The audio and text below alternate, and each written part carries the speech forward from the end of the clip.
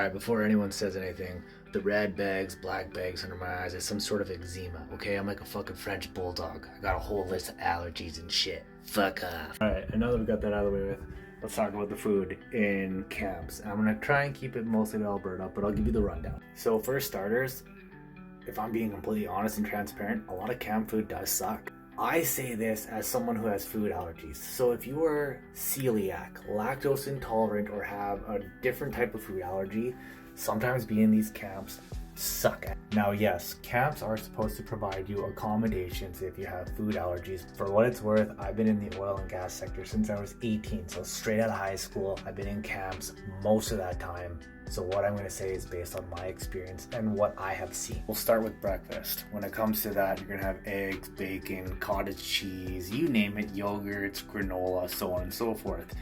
If you are celiac, there's a lot of things you can't have. There's bread and other things, but they all touch the same stuff. So if cross-contamination is something you have to worry about, you put yourself at high risk. And a lot of the food that's in camp is high in sodium or salt and has lots of oil that it's been cooked in.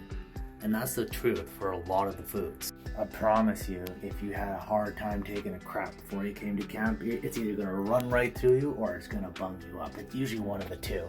You will never be regular. Alright, now lunches. Lunches can vary from a number of things. They have sweets and treats, so baked goods that are made in-house, and that can vary. They might be already pre-made cookies or banana breads. I really don't know how it's done. You can get sandwiches or wraps and even salads made depending on the camp you're at. There's like a little piece of paper you fill out the night before, you had it in, and you can have your own sub or your own sandwich, whatever, made the night prior, and then you pick it up in the morning for your lunch. Now there are already pre-made meals like chicken Alfredo or chili and so on and so forth.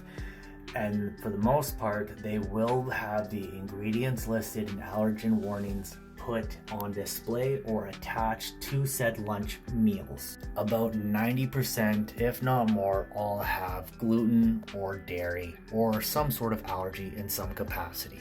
I mean, it is what it is. At the end of the day, they have to feed hundreds, sometimes thousands, depending on location or what the job is. So in the event you have food allergies, you go to the front desk, you let them know, and they try and work with you on that and try and set something up to best accommodate you.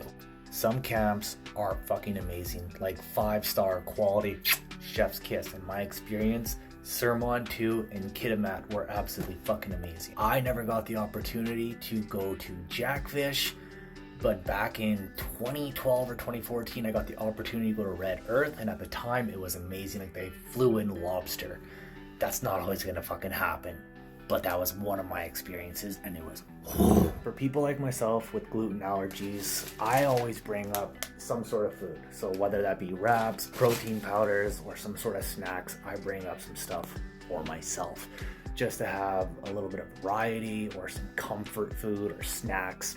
I've said snacks a few times, you get the point. At the end of the day, this is the truth. Not all camps are great, and not all camps are bad.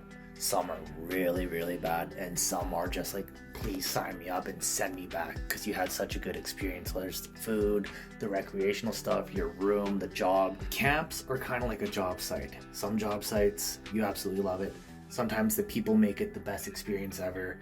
It just depends. It's not always going to be a great time. It's not always going to be a bad time.